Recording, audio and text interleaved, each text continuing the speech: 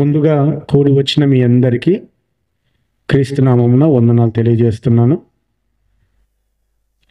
కాబట్టి ఈ 27వ అధ్యాయంలో ఏం తెలుసుకున్నాం? ఆ ప్రయాణం ఎంత ప్రయాసకరంగా ఉందో చూడండి. ఒక చోటికి ఈ విధంగా వెళ్ళాలనుకున్నప్పుడు ఆ దారిని మిస్ అయిపోయి వేరే దారి అయినను ఇంకా కష్టతరమయ్యి సరుకుల్ని నష్టం చేసుకొని అన్నీ చేసుకొని తర్వాత చివరికి ప్రాణాలతో అందరూ ఒక చోటికి ఒక ఒడ్డుకు చేరారు. అది ఏ ప్రాంతమో తెలియదు వాళ్ళకు, కానీ ఒడ్డుకు చేరుకున్నారు. ఓడ బద్దలైపోయింది. ఆ తర్వాత ఏం జరుగుతుంది? 28వ అధ్యాయంలో చూద్దాం ఆ మాటలు. మేము తప్పించుకున్న తర్వాత ఆ ద్వీపము మెలీతే అని తెలుసుకుంటాము. ఏమంట ఆ ద్వీపం పేరు? మెలీతే. 28వ అధ్యాయంలో ఏమంటున్నాడు? మొదటి వచనం, మేము తప్పించుకున్న తర్వాత ఆ ద్వీపము మెలీతే అని తెలుసుకుంటేమి ఆ నాగరికులకు ఆ ద్వీపవాసులు మాకు చేసిన ఉపచారము ఇంతెంత కాదు.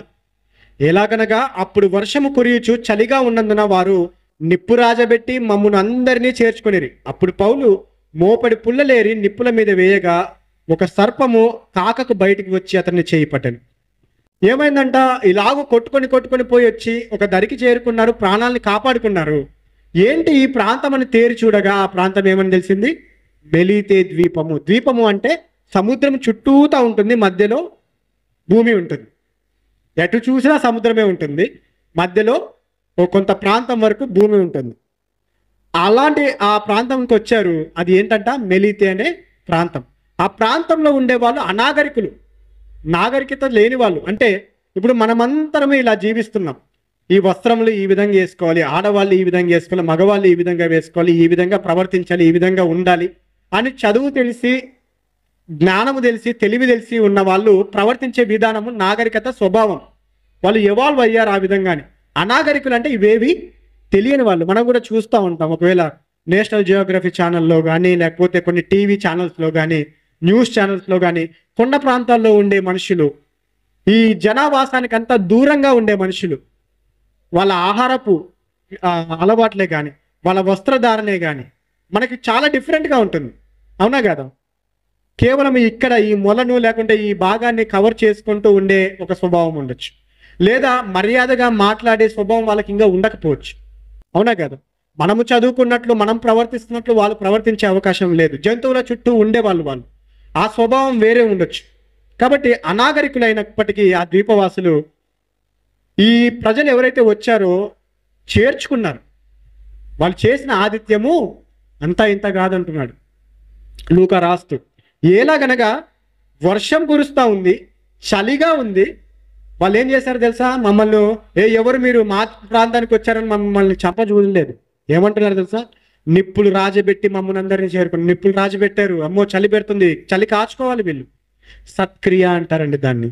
ఏ అవసరతలో అయితే మనిషి ఉన్నాడో ఆ అవసరతను వాళ్ళకి తీర్చడమే సత్క్రియ. ఒకడు ఆకలి కొనిస్తున్నాడంటే నువ్వేం చేయాలి? ఆహారం పెట్టడం సత్క్రియ. ఒకళ్ళు చలిగా ఉంది ఆ ప్రాంతంలో, అతనికి వస్త్రం లేదంటే అతనికి వస్త్రం ఇచ్చి చలి కాచుకోవడానికి అగ్నిని ఇవ్వడం సత్క్రియ. ఒకడికి దప్పిగా ఉందంటే వాడికి దాహం ఇవ్వడము సత్క్రియ. ఇదేనండి. కాబట్టి అక్కడ ఉన్న వాళ్ళు చేర్చుకొని, అమ్మో వర్షం పడుతుంది, చలి ఉంది, సముద్ర ప్రాంతంలో ఇంకా చలి ఎక్కువగా ఉంటుంది, కాబట్టి చలి కాచుకోవడానికి నిప్పు రాజబెట్టారు. పౌలు గారు కూడా నేనేదో ఇక్కడికి అతిథిగా వచ్చాను కాబట్టి అందరూ రాజమర్యాదలు నాకు చేయాలని కానీ, ఓకే, లేకపోతే వాళ్ళు చేసేది నేను అనుభవించాలని కానీ లేకుండా అందరితో కలిసిపోవాలి, అందరికీ సహాయం చేయాలి, అందరితో కలిసి మెలిసి ప్రేమగా జీవించాలనేది అక్కడ చూపిస్తూ మోపడి పుల్లలేరు. ఆయన వెళ్ళాడు. ఆ ద్వీపం ఏదో ఆయనకు తెలియదు, ఆ ద్వీపవాసులు ఎవరో తెలియదు. ఆయనను అక్కడికి వెళ్ళాడు. కట్టెలు ఏరుకుంటూ వచ్చి నిప్పు రాజబెట్టడానికి వాళ్ళకు సహాయం చేస్తున్నాడు. ఇప్పుడు ఏమైందంటే ఆ కట్టెలో ఒక సర్పం ఉందంటే, ఒక పాము ఉంది. ఆయన చూసుకోలేదు. తీస్తా ఉన్నాడు. కట్టెల మోపు పట్టుకున్నాడు. ఆ అగ్ని దగ్గరికి వచ్చి వేసేటప్పుడు పాము పట్టుకుని ఉంది, చేతికి కరిచి ఇలా పట్టుకుని ఉంది.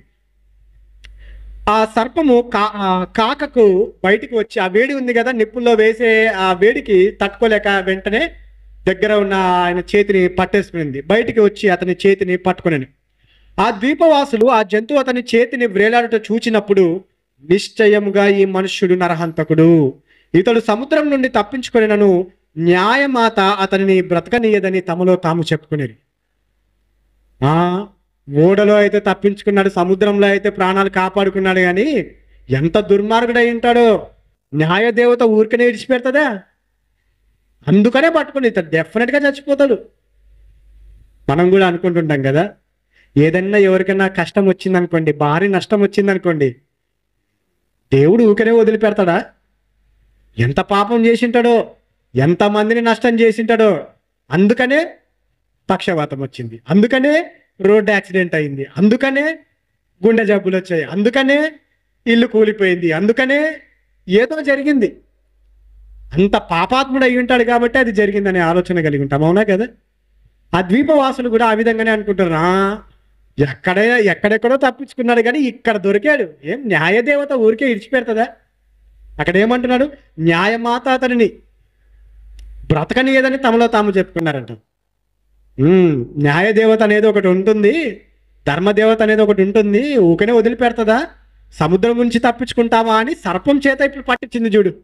డెఫినెట్గా చచ్చిపోతాడు, అంత పాపాత్ముడై ఉంటాడు అని వాళ్ళలో వాళ్ళు అనుకుంటా ఉన్నారు. అతడైతే ఆ విష జంతువును అగ్నిలో జాడించి వేసి ఏ హానియు పొందలేదు. వారు అతని శరీరము వాచునో లేక అతడు అకస్మాత్తుగా పడి చచ్చునో అని కనిపెట్టుచుండిరి. ఇదంతా వాళ్ళు పట్టుకోగానే ఆలోచిస్తూ ఉంటే ఏమైందంట, పౌలు ఆ సర్పాన్ని ఇట్లా జాడించి అగ్నిలో వేసేశాడు. ఆ కాటేసిన చోట వాస్తదా లేకుంటే ఉన్నట్టుండి పడిపోయి చచ్చిపోతాడా అని ఎదురు చూస్తూ ఉన్నారు. ఎప్పుడైనా చచ్చిపోతాడేమో, సర్పం కాటేసింది కదా, లేకుంటే అక్కడ వాపు వచ్చి అక్కడేమైనా ఇదైపోయి చచ్చిపోతాడేమో అని చూస్తున్నారు. కానీ పౌలుకైతే ఏమీ కాలేదు. ఎవరున్నారు తోడు పౌలుకు? దేవుడు తోడుగా ఉన్నాడు. చెప్పాడు, మాట ఇచ్చాడు. ఏమని?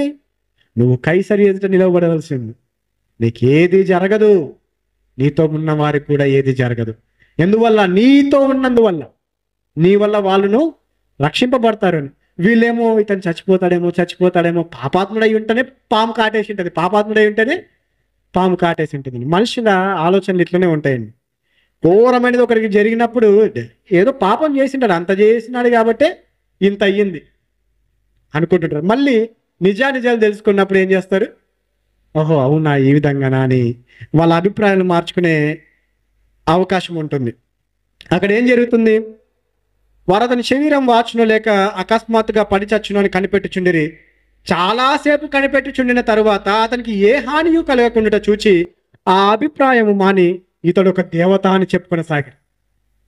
చూశారు అతనేమో చనిపోవట్లేదు కాబట్టి ఏమనుకున్నారట? ఇతడు పాపాత్ముడు కాదు, పాము కాటేసినా బతుకున్నాడంటే ఇతడు దేవతే. అంటే వాళ్ళకున్న అభిప్రాయం, వాళ్ళ ఉన్న వాతావరణంలో ఇతనికి ఏది కాలేదంటే ఒక గొప్ప వ్యక్తి అని భావించేది. మనం కూడా అలాగే ఉంటాం. ఎంత నష్టం వచ్చినా, ఎంత కష్టం వచ్చినా భరిస్తూ బాగా ఎదిగాడు అనుకోండి. నష్టం వచ్చినప్పుడు ఇతడు పాపాత్ముడు అనేది మనమే, బాగా ఎదిగినప్పుడు దేవుడు అతనికి తోడై ఉన్నాడు అనేది మనమే. మన అభిప్రాయాన్ని మార్చుకుంటాం. వెంటనే ఒక అభిప్రాయం కలుగుతుంది, తర్వాత దాని గురించి ఆలోచించినప్పుడు మరలా అభిప్రాయాన్ని మార్చుకునే అవకాశం ఉంది. కాబట్టి వాళ్ళు ఏమనుకున్నారంట? నరహంతకుడు ఇతడు, అంతమందిని చంపింటాడు కాబట్టే న్యాయదేవత వదిలిపెట్టలేదనుకున్న వాళ్ళ నిర్ణయాన్ని ఏమంటున్నారు ఇప్పుడు? ఇతనికి ఏం కాలేదు కాబట్టి ఇతను దేవుడై ఉంటాడు, దేవత అయి ఉంటాడు, అంత గొప్పవాడై ఉంటాడు కాబట్టి ఇతనికి ఏం కాలేదనే ఆ ఆలోచనకు వచ్చేశారు. పొప్లి అని ఒకడు ఆ ద్వీపంలో ముఖ్యుడు. పొప్లి అనే ఒక వ్యక్తి ఉన్నాడు, ఆ ద్వీపంలో చాలా ముఖ్యుడు. అతనికి ఆ ప్రాంతంలో భూములు ఉండెను. అతడు మమ్మను చేర్చుకొని 3 దినములు స్నేహభావంతో ఆతిథ్యం ఇచ్చాను. అప్పుడు పొప్లి యొక్క తండ్రి జ్వరము చేతను రక్తభేది చేతను బాధపడుచు పండుకొని ఉండెను. పౌలు అతని యుద్ధకు వెళ్ళి ప్రార్థన చేసి అతని మీద చేతులుంచి స్వస్థపరిచెను. ఇది చూచి ఆ ద్వీపంలో ఉన్న కణమ రోగులు కూడా వచ్చి స్వస్థత పొందిరి. పొప్లి అనే ఒక బాగా భూస్వామి ఉన్నాడు, బాగా భూములు ఉండే ఒక ముఖ్యమైన వ్యక్తి ఉన్నాడు. అతడు ఏం చేశాడంట? వీళ్ళందరినీ చేర్చుకున్నాడు. స్నేహభావంతో, కలుపుగోలు తరంతో వచ్చి, అయ్యలారా మీరు ఇక్కడ ఉండండి, మీరు ఇక్కడ సేద తీరండి, ఈ ప్రాంతం నాదే, అంటే ఈ భూమి ఏదైతే ఉందో అది నాదే, మిమ్మల్ని అడ్డగించే వాళ్ళు ఎవ్వరు లేరు. 276 మందికి ఆతిథ్యం ఇస్తున్నాడండి ఫ్రీగా. మనం ఇస్తామా? ఒకరిద్దరు వస్తేనే కొద్దిగా కష్టమవుతుంది, ఇంకో 10 మంది వచ్చారంటే కొద్దిగా ఆలోచిస్తాం, అవునా కదా? 276 మంది వచ్చారు, వారందరికీ ఆహారము సౌకర్యం అన్నీ చూస్తూ ఉన్నాడంటే ఎంత గొప్ప స్వభావం కలిగి ఉన్నాడో చూడండి. దాని ద్వారా ఏం పొందుకున్నాడంటే అతని తండ్రి జ్వరం చేతను రక్తభేది చేతను రక్తంతో కూడిన భేదులు వస్తూ ఉన్నాయంట. బాధపడతా ఉన్నాడు. వాళ్ళకి పెద్దగా తెలియదు అక్కడ వైద్యం ఏంటి అన్నది. కాబట్టి పౌలు ఏం చేశాడు? నాకేం సంబంధంలే, నాకేం అవసరంలే అనుకున్నాడా? అనుకోలేదండి. ఇదిగో దేవుడు నాకు అనుగ్రహించాడు కృపావరాన్ని. ఏంటి? స్వస్థపరిచే వరాన్ని ఇచ్చాడు. కాబట్టి వీరు సహాయం చేస్తా ఉన్నారు. మేబీ దేవుడు నా వల్ల వీళ్ళకు క్రీస్తు యొక్క సువార్తను అందజేయాలనుకుంటున్నాడేమో. నాకు వచ్చిన అవకాశాన్ని ఎందుకు పోగొట్టుకోవాలి? అవునా కదా? నాకెందుకు లేని ఊరికే కూర్చోకూడదండి. వాక్యం తెలిసిన మనము వాక్యం లేని వాళ్ళ దగ్గరికి వెళ్ళినప్పుడు నాకెందుకు లే వాళ్ళతో అని ఊరికే ఉండకూడదు, చెప్పాలి, వాళ్ళని రక్షణలోకి నడిపించాలి. కాబట్టి ఏం చేస్తున్నానంటే ఆ పొప్లి యొక్క తండ్రి దగ్గరికి వెళ్ళి అతని మీద చేతులు ప్రార్థన చేశాడు. చేతుల నుంచి ప్రార్థన చేయగానే ఆ జ్వరము, ఆ రక్తభేదులు అతనికి తగ్గిపోయాయి. అది చూసిన వారందరూ, ఆ ద్వీపవాసులందరూ వాళ్ళ రోగాల కోసం అతని దగ్గరికి వచ్చి ప్రార్థన చేయించుకొని స్వస్థత పొందారు. కాబట్టి రక్షణ చూడండి ఏ విధంగా, అంటే ఆ స్వస్థత ఏ విధంగా కలుగుతూ ఉంది. ఆ ఒక్కరి ద్వారా, అతను ముఖ్యుడై ఉండి అతడు చేసిన సత్క్రియ వల్ల ఆ ప్రజల్లో ఉన్న ఆ రోగస్తులందరూ స్వస్థపరచబడ్డారు. పౌలు ఆ ద్వీపానికి క్రీస్తు సువార్తను ప్రకటించే అవకాశం కలిగింది. ఈరోజు నీ వల్ల నా వల్ల కూడా కలుగుతుందేమో. అన్యజనుల్లోకి మనం వెళ్ళినప్పుడు మన ద్వారా దేవుడు అక్కడ క్రీస్తు యొక్క సువార్తను ప్రకటింపజేయాలనే ఆలోచన కలిగి ఉన్నందుకే అక్కడ మనల్ని ఉంచాడేమో, అది గ్రహించుకోవాలి. కాబట్టి పౌలు వచ్చిన అవకాశాన్ని వదిలిపెట్టుకోవట్లేదు. అక్కడ ఉన్న వారందరినీ స్వస్థపరిచాడు. మరియు వారు అనేక సత్కారములతో మమ్మను మర్యాద చేసి మేము ఓడ ఎక్కి వెళ్ళినప్పుడు మాకు కావలసిన వస్తువులు తెచ్చి ఓడలో ఉంచిరి. ఇంకా ప్రయాణం చాలా దూరం ఉంది, వీళ్ళ దగ్గర ఆహారం లేదు, ఏమీ లేదు. కాబట్టి ఎంతమంది ఉన్నారు, వీళ్ళకి ఆహారం ఎంత కావాలి, ఎన్ని దినాల ప్రయాణం అవ్వచ్చు అని చెప్పి ఆ ఓడ కోసం, అంటే ఓడ ఆ ప్రయాణం చేస్తూ ఉంటుంది కదా ఆ మార్గంలో, దానికోసం కనిపెడతా ఉండి అక్కడ ఉన్నంత కాలం వాళ్ళను బాగా చూసుకుంటూ వాళ్ళకి కావలసినదంతా చూసుకుంటూ ఉన్నారు. 3 నెలలైన తరువాత ఆ ద్వీపమందు శీతాకాలం అంతయు గడిపిన అశ్విని చిహ్నము గల అలెగ్జాంద్రియా పట్టణపు ఓడ ఎక్కి బయలుదేరి. ఏమైంది? అశ్విని చిహ్నం అంటే గుర్రము గుర్తులండి. అలెగ్జాంద్రు ఓడ మీద ఇటలీ వెళ్ళనై ఉన్న ఆ ఓడకి గుర్రపు గుర్తులు ఉంటాయంట. ఆ గుర్తుని చూసి గుర్తుపడతారు వాళ్ళు. ఈ ఓడ ఈ ప్రాంతానికి వెళ్ళేది, ఈ ఓడ ఈ ప్రాంతముది, ఇక్కడ నుంచి వస్తుంటుంది అని. మనం కూడా చూస్తాం కదా, ఏ బస్సు ఏది, ఎక్స్ప్రెస్ బస్సు ఏది, ఆ రంగుని చూసి గుర్తుపడతాం. పల్లె వెలుగు బస్సు ఏది, లేకపోతే వేరే రాష్ట్రం బస్సు ఏది, అవునా కదా? ఇది ప్రైవేట్ బస్సా లేదంటే గవర్నమెంట్ బస్సా, గుర్తుపడతావా లేదా? అలాగే ఆ ఓడల మీద గుర్తులు ఉండేవి. ఆ గుర్తుల్ని బట్టి వాళ్ళు ఇది ఇక్కడికి వెళ్ళనై ఉన్న ఆ ఓడ అనేది గ్రహించి శీతాకాలం అంతా వాళ్ళ దగ్గరనే పెట్టుకున్నారు. ఆ తర్వాత వాళ్ళకి కావాల్సినదంతా సరుకులంతా అక్కడ పెట్టేసి వాళ్ళను ప్రయాణం కొనసాగేలాగా చేస్తారు. 3 నెలలైన తరువాత ఆ ద్వీపం ముందు శీతాకాలం అంతా గడిపి అశ్విని చిహ్నము గల అలెగ్జాంద్రియా పట్టణపు ఓడ ఎక్కి బయలుదేరి సురకూసైకి వచ్చి అక్కడ 3 దినములుంటిమి. అక్కడి నుండి చుట్టూ తిరిగి రేగియుకు వచ్చి 1 దినమైన తరువాత దక్షిణపు గాలి విసురుట వలన మరునాడు పొతియోలికి వచ్చితిమి. అక్కడ సహోదరులను మేము చూచినప్పుడు వారు తమ యుద్ధ 7 దినములు ఉండవలనని మమ్మల్ని వేడుకొనిరి. ఆ మీదట రోమాకు వచ్చితిమి. ఎక్కడెక్కడంట? సురకూసైకి వచ్చారు. ఆ తర్వాత రేగియా చుట్టూ తిరిగి వచ్చారు, రేగియాకు వచ్చారు. ఆ తర్వాత పొతియోలికి వచ్చారు. ఆ తర్వాత రోముకు వచ్చారు. అక్కడ ఏమైందంట? పొతియోలిలో సహోదరులు ఉన్నారంట, క్రీస్తులో విశ్వసించిన వాళ్ళు అక్కడ 7 దినములు ఉండవాలని వేడుకున్నారు. ఆ తర్వాత రోమాకు వచ్చారు. ఎక్కడికి వచ్చారు? సురకూసైకి వచ్చారు. అక్కడ నుంచి తిరిగి రేగియుకి వచ్చారు. ఆ తర్వాత పొతియోలికి వచ్చిన తర్వాత ఏమైందంట? అక్కడ సహోదరులు 7 దినములు ఉండాలని వేడుకున్నారు. ఆ తర్వాత రోమాకు వచ్చారు. ఇప్పుడు ఎంటర్ అయిపోయారు రోమాకు. అక్కడ నుండి సహోదరులు మా సంగతి విని అప్పియా సంతపేట వరకును త్రిసత్రముల వరకును మమ్మును ఎదుర్కొనుటకు వచ్చిరి. పౌలు వారిని చూచి దేవునికి కృతజ్ఞతాస్తుతులు చెల్లించి ధైర్యము తెచ్చుకొనెను. ఏమంట? రోమాకు వచ్చిన తర్వాత అప్పియా సంతపేట వరకును త్రిసత్రముల వరకును ఎదుర్కొనుటకు సహోదరులు వచ్చారు. ఆ సహోదరులను చూడగానే పౌలుకు ధైర్యం వచ్చింది. అమ్మయ్యా, మా సహోదరులను మేము కలుసుకున్నాం. ఎవరి సహోదరులు? క్రీస్తు సంఘస్థులు. మా వాళ్ళని ఎవరు, మా బంధువులను ఎవరినో కలుసుకున్నామని కాదు, క్రీస్తులో ఉన్న వారిని, నా జత పని వారిని, నా సహోదరులను నేను కలుసుకున్నాను అని ధైర్యం వచ్చిందండి. మేము రోమాకు వచ్చినప్పుడు పౌలు తనకు కావలి ఉన్న సైనికులతో కూడా ప్రత్యేకంగా ఉండటకు సెలవు పొందాను. ఏమంట? ఏదో సంఖ్యలతో బంధించేసి ఎక్కడికి కదలనీయకుండా ఉండేలాగా కాదు. రోమా ఆ అధిపతుల వల్ల దయ పొంది, క్షమించాలి, పౌలు ఆ అధిపతుల వల్ల ధైర్యం పొంది ఉన్నాడు. అవునా కదా? ఆ దయను పొంది ఉన్నాడు. కాబట్టి ఏమంటున్నారు? నువ్వు వెళ్ళు, నిన్నెవరైనా కలవచ్చు, నువ్వెవరికైనా కలవచ్చు. అయితే సైనికులకు చెప్పకుండా ఎక్కడికి వెళ్ళకూడదు. ఏ ప్రాంతానికి దూరంగా వెళ్తున్నావా సైనికులకు చెప్పి వెళ్ళాలి. నిన్నేమి బందీగా ఇలాగా ఏదేమంటారు, చైన్లతో కట్టేసి ఇలాగే ఉంచేస్తామనేది కాదు. నీ దగ్గరికి ఎవరు వచ్చి కలిసినా మాట్లాడు. ఒకవేళ నువ్వు ఎవరి దగ్గరికైనా వెళ్ళాలంటే సైనికులకు చెప్పి వెళ్ళు అని అధికారుల ద్వారా దయను పొందుకున్న వాడై ఆ విధంగా ఉంచబడ్డాడు. 3 దినములైన తరువాత అతడు యూదులలో ముఖ్యులైన వారిని తన యొద్దకు పిలిపించెను. వారు కూడి వచ్చినప్పుడు అతడు, సహోదరులారా, నేను మన ప్రజలకైనను పితరుల ఆచారములకైనను ప్రతికూలమైనది ఏదియూ చేయకపోయినను యెరూషలేములో నుండి రోమీల చేతికి నేను ఖైదీగా అప్పగింపబడితిని. వీరు నన్ను విమర్శ చేసి నా యందు మరణంనకు తగిన హేతువేదియు లేనందున నన్ను విడుదల చేయగోరిని గాని యూదులు అడ్డము చెప్పినందున నేను కైసరు ఎదుట చెప్పుకొందుననవలసి వచ్చెను. అయినను ఇందువలన నా స్వజనము మీద నేరమేమియు మోపవలనని నా అభిప్రాయం కాదు. ఈ హేతువు చేతనే మిమ్మును చూచి మాట్లాడవలనని పిలిపించి తిని ఇజ్రాయేలు యొక్క నిరీక్షణ కోసము ఈ గొలుసుతో కట్టబడి ఉన్నానని వారితో చెప్పాను. ఇదిగో, ఎవరైతే నేరము మోపారో వాళ్ళు రోమా పట్టణానికి వచ్చి పౌలు మీద ఏదైతే నేరం మోపారో అది కైసరు చక్రవర్తి ఎదుట చెప్పాలి. వాళ్ళు వచ్చేంత వరకు అతడు అక్కడే ఉండాలి ఖైదీగా. అయితే ఎవరినైనా కలవచ్చు, ఎవరైనా వచ్చి ఇతన్ని కలవచ్చు. ఆ అవకాశాన్ని రోమా అధికారులు కల్పించారు.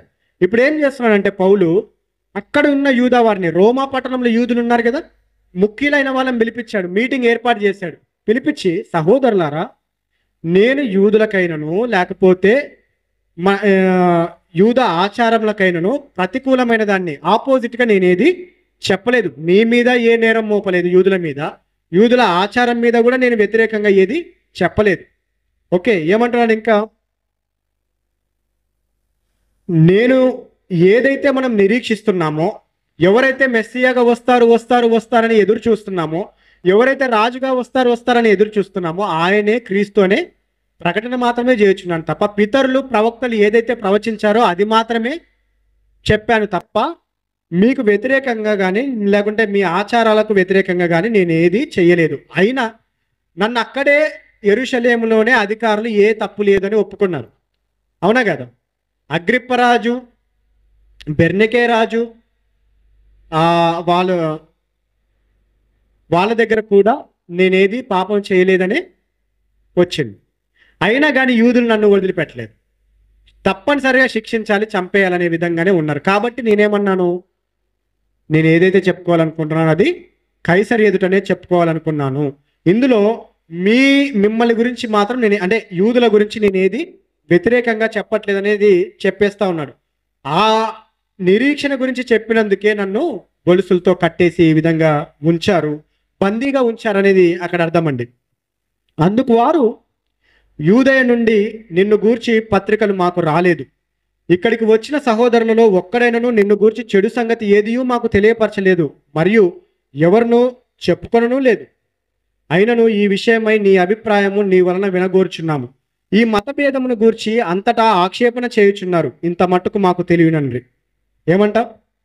యూదయ నుండి మాకేం పత్రికలు రాలేదు ఇంతవరకైతే. అంటే ఇదిగో యూదులారా, రోమా పట్టణంలో ఉండే యూదులారా, పౌలు అనే వ్యక్తి మనకి ఈ విధంగా వ్యతిరేకంగా ప్రవర్తించాడు, ఈ విధంగా చేశాడు. కాబట్టి మేము అక్కడికి చేరేంత వరకు అక్కడ ఎవరైతే మీరున్నారో మీరు టేక్ ఓవర్ చేసుకోండి. ఆ రాజు ఎదుట మీరుండి చెప్పండి, ఈ విధంగా చేశాడని చెప్పండి అని మాత్రం పత్రికలు మాకు ఇంకా రాలేదు. ఒకవేళ నీతో వచ్చిన వీళ్ళు ఉన్నారు కదా, ఈ సహోదరులు ఉన్నారు కదా, మీరందరూ ఉన్నారు కదా, వీళ్ళందరి ద్వారా మేము నీ గురించి ఒక్క చెడు విషయం కూడా వినలేదు. నువ్వేమి దీని గురించి ఆలోచన చేయాల్సిన అవసరము లేదు. ఏమంటున్నాడు అక్కడ? అందుకు వారు, యూదయ నుండి నిన్ను గూర్చి పత్రికలు మాకు రాలేదు, ఇక్కడికి వచ్చిన సహోదరులలో ఒక్కడైనను నిన్ను గూర్చి చెడు సంగతి ఏది మాకు తెలియపరచను లేదు, మరియు ఎవరినూ చెప్పుకొనను లేదు. ఈ విషయాల గురించి ఎవరు మాట్లాడదని కూడా మాట్లాడతలేరు. అయినను ఈ విషయమై నీ అభిప్రాయము నీ వలన వినగోరుచున్నావు. అసలు నువ్వేం చెప్పాలనుకుంటున్నావు? మాకు తెలిసింది ఒకటే విషయం, ఇతడు మతభేదాన్ని కలిగిస్తున్నాడు, యూదా మతం కాదు, ఎవరినో నమ్మమంటున్నాడని మాత్రం తెలుస్తుంది. ఇంతకు మించి ఇంకా మాకేది తెలీదు. కాబట్టి నువ్వేమనుకుంటున్నావో నువ్వే చెప్పు అన్నాడు. అతనికి ఒక దినము నియమించి అతని బసలోనికి అతని యొద్దకు అనేకులు వచ్చిరి. ఉదయం నుండి సాయంకాలం వరకు అతడు దేవుని రాజ్యమును గూర్చి పూర్తిగా సాక్ష్యం ఇచ్చుచు మోషే ధర్మశాస్త్రంలో నుండి ప్రవక్తలలో నుండి సంగతులెత్తి యేసును గూర్చి వివరముగా బోధించుచు వారిని ఒప్పించుచుండెను. అతడు చెప్పిన సంగతులు కొందరు నమ్మిరి, కొందరు నమ్మకపోయిరి. వారిలో భేదాభిప్రాయములు కలిగినందున పౌలు వారితో ఒక మాట చెప్పిన తరువాత వారు వెళ్ళిపోయిరి. అదేదనగా ఏమంటున్నాడు అక్కడ? ఈ విషయము మతభేదం గురించి నీ నుంచే వినగోర్చున్నాము అన్నప్పుడు ఒక రోజు నియమించాడు.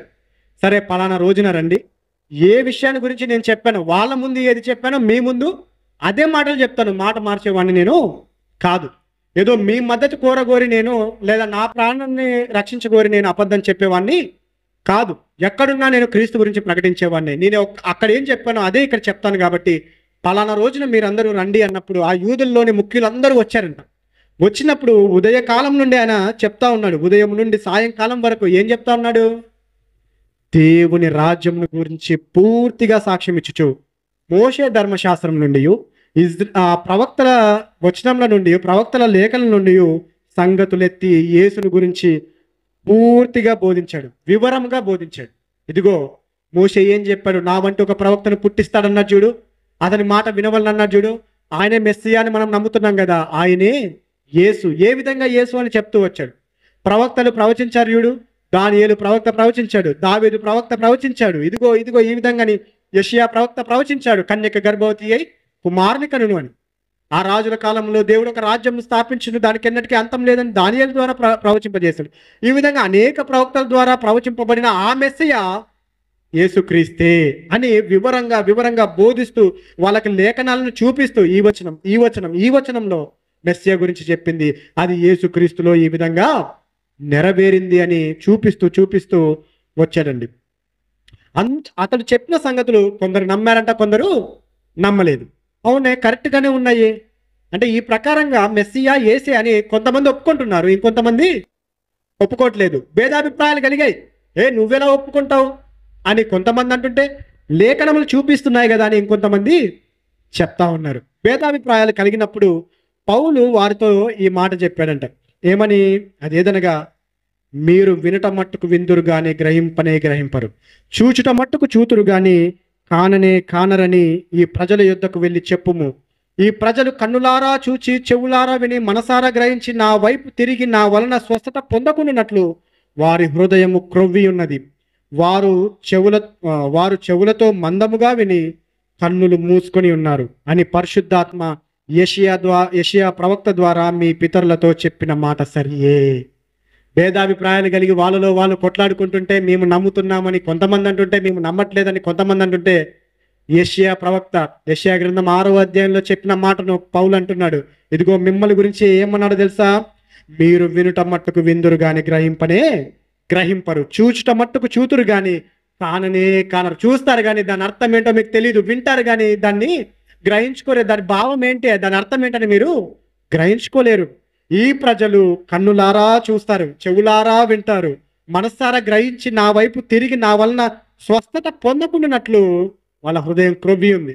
చూస్తారు, హృదయం కొవ్వింది, లోపలికి వెళ్ళట్లేదు. హృదయం లోపలికి ఇక్కడిక్కడ మాత్రమే ఉంది, ఇక్కడి నుంచి ఇక్కడికి మాత్రమే వెళ్ళిపోతుంది తప్ప ఆ హృదయంలోనికి వెళ్ళిపోవట్లేదు.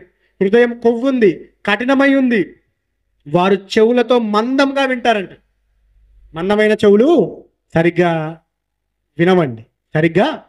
వినవు, కన్నులు మూసుకొని ఉన్నారు అని పరిశుద్ధాత్మ యెషయా ప్రవక్త ద్వారా మీ పితరులతో చెప్పిన మాట సరైనదే. అది మీలో కూడా నెరవేరుతా ఉంది. మీ పితరులలో ఇదే నెరవేరింది, మీలో కూడా ఇదే నెరవేరింది. ఎందుకు నమ్మలేకపోతున్నారు? నా మాట మీరు చెవులారా వింటున్నారు, లేఖనాల్ని కన్నులారా చదువుతున్నారు. ఇది నిజమే కదా, మెస్సియా క్రీస్తే కదా. ఇది ఒప్పుకోవడానికి మీకేమైంది? మీ పితరులలాగానే మీరెందుకు ప్రవర్తిస్తున్నారు? ఆనాడే చెప్పాడు యెషయా అని తెలియజేస్తా ఉన్నాడు. కాబట్టి దేవుని వలనైన ఈ రక్షణ అన్యజనుల యొద్దకు పంపబడి ఉన్నదని మీరు తెలుసుకుందురుగాక. వారు దాని విందురు, వారు దాన్ని విందురు. కింద ఒకసారి చూస్తే, అతడు ఈ సంగతులు చెప్పిన తర్వాత యూదులు తమలో తాము చాలా తర్కించుకుని వెళ్ళిపోయిరి అని ఉందండి. 29వ వచనం అక్కడ సమకూర్చబడి ఉంటుంది కింద ఫుట్ నోట్స్లో. కాబట్టి ఏమైందంట, ఇదిగో మొదట సువార్త ఇజ్రాయేలుల దగ్గరికే, దేవుని పిల్లల దగ్గరైనా మీ దగ్గరికే వచ్చింది, కానీ మీరు ఒప్పుకోలేదు. కన్నులారా చూస్తారు కానీ గ్రహించుకోలేదు, చెవులారా వింటారు కానీ గ్రహించుకోలేదు. మీరు కళ్ళు మూసుకొని పోయి ఉన్నారు, హృదయము క్రొవ్వి ఉంది కాబట్టి గ్రహించుకోవట్లేదు. మీరు మందం కలిగిన చెవులు గలవాళ్ళు మీరు. కాబట్టి సువార్త ఎవరికి పంపబడింది తెలుసా? ఇదిగో మీ దగ్గర నుంచి తీసివేయబడి రక్షణ సువార్త అన్యజనుల యొద్దకు తీసుకొని పోబడింది, వాళ్ళకు అప్పగింపబడింది. అప్పుడు అని వాళ్ళు ఇదంతా విన్న తర్వాత వాళ్ళలో వాళ్ళు తరికించుకున్నారంట. నువ్వెలా నమ్ముతావు, నువ్వెలా నమ్ముతావు, నువ్వెందుకు నమ్మవు అని తరికించుకొని అక్కడి నుంచి వెళ్ళిపోయారంట.